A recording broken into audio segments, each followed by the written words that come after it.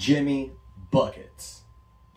Jimmy Buckets, Jimmy Butler, Jim VP, whatever you want to call this man.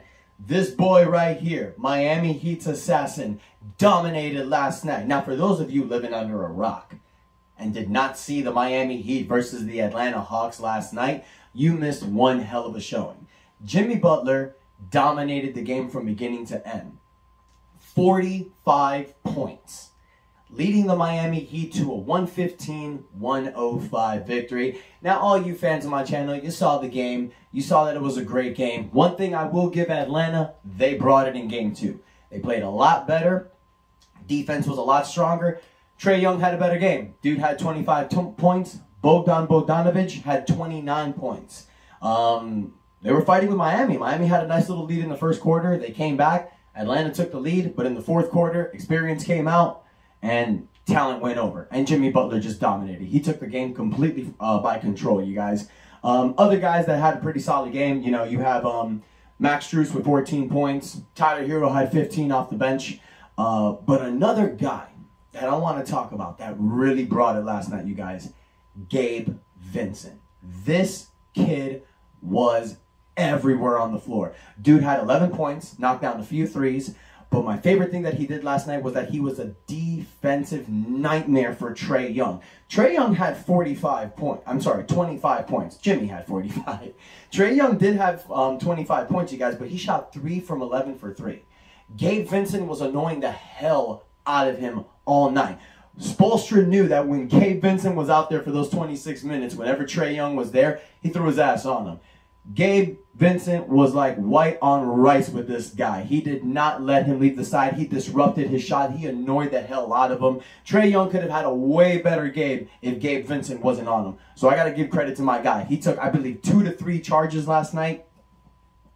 He is showing that he is the perfect backup complementary to Kyle Lowry. When Kyle Lowry comes off the floor and Gabe Vincent comes in for him, you're basically getting one and the other. You know what I mean? And seeing them out there together on the floor is great. You know, he stepped up. I really got to give credit to Gabe Vincent. Give credit where credit's due. Jimmy Butler dominated on the offensive end, but it was Gabe Vincent on the defensive end. And you saw Jimmy, you know, holding down some defensive forward. Jimmy was actually covering Bogdanovic in the end of the game because he was getting hot. Another thing I want to talk about, which I found really weird, it's like I said earlier, you guys, in previous videos, you're going to see Spoelstra play around with this lineup a lot, and he did that last night. You know, in game 1, we saw Duncan Robinson go off. Homie played like 23 minutes, 27 points for 8 threes. Last night, Duncan only played 7 minutes. He didn't even shoot. So, you know, he wasn't really on. And then Spoelstra went to Caleb Martin more later in the game. But it's like I said, you guys, whenever one person isn't playing that well, we have a deep roster. We have guys that are ready to go. And you saw that last night. Caleb Martin didn't play game 1. He played last night. He gave you 17 solid defensive minutes. He hit a 3-point shot. Nothing special. But Miami Heat culture, we get the guys out there that can win games. And can't question Spoelstra. We won, but maybe play Duncan a little more than 7 minutes, Spoelstra. But Max was on fire. He hit a few threes. You know, he was doing his thing.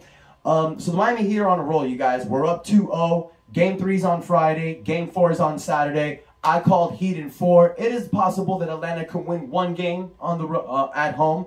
They're going to be at home. I don't think they're going to win 2. For those of you Hawks fans, you may say I'm wrong. Let's see what happens. We can talk all we want, but at the end of the day, what's going to happen is going to happen. So I'm excited for Game 3, you guys. Game 3 and Game 4 on the weekend, so it's great. Everybody's going to party. They're going to have a great time. We're all going to celebrate Game 4 when Miami brings out the broom. So, another thing that I want to discuss, you guys. Oh my God, ESPN is driving me crazy, yo. I don't know if you guys saw ESPN yesterday. There was an little report that came out. They were talking about which seed from the Eastern Conference, of the #1 seed between Phoenix and Miami, are the real threat. I think they talked about Miami for like a minute or 2. And if I say 2 minutes, I'm being real polite, okay? But they are not giving Miami Heat any credit. Because all they said is, oh yeah, the Miami Heat, they clinched the first seed. But as you see, the Eastern Conference was really tight. So it could have been anyone's. Yeah, that part is true. But can y'all at least mention once? Well, the thing about the Miami Heat is their top 4 players played a collective amount of 19 games together.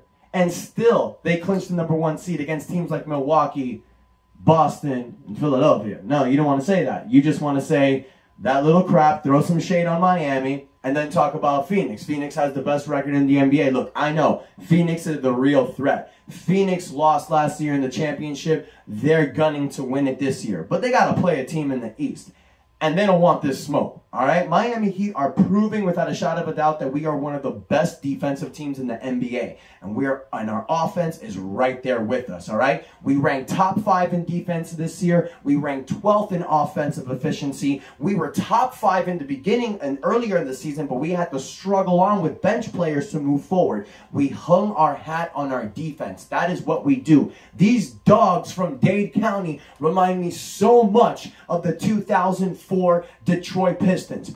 Nobody thought that team can do it. Everybody counted that team out, but it was a collective amount of all-stars and role players that came together and united for a championship, you guys. And this is the same thing that you're seeing with this Miami Heat team. Jimmy Butler, Bam Adebayo, Tyler Hero, Kyle Lowry. These 4 guys are either all-stars now, were all-stars, or will be all-stars for Tyler Hero. These are 4 guys that lead our team and that can take us to the promised land. Similar to guys like Ben Wallace, Richard Hamilton, Chauncey Billups, Rasheed Wallace, okay? Then you got the glue guy, PJ Tucker, like Tayshaun Prince, or you can add a lot of the players that we have in the Tayshaun Prince role.